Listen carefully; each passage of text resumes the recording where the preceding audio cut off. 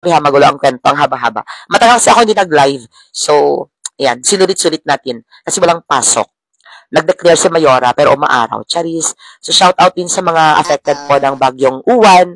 Mag-ingat po tayo at naway makabangon po tayo mula sa isang lesson na ito. Yung syempre dumaan, bagyo, lesson din po yan. At hindi yan blessing, ha? Ayan. Kung sa mga estudyante na they find it as a blessing kasi walang pasok, kumanda kayo, bibigyan ako ng quiz bukas. Charot.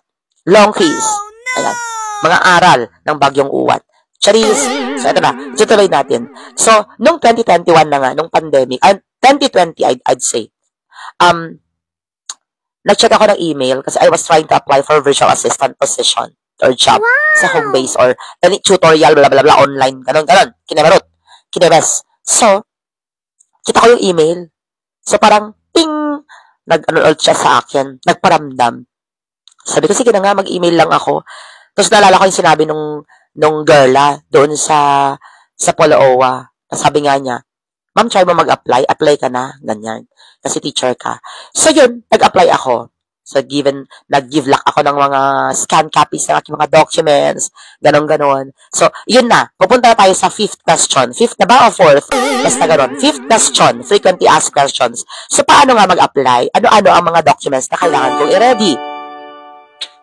Wait lang. Ubusin ko lang yung barako, sayang.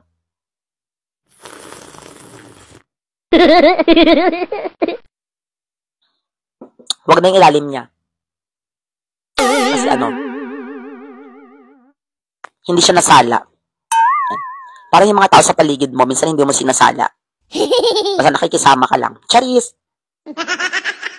Ayan. So, okay na. So, documents. How to apply for SPIMS and the documents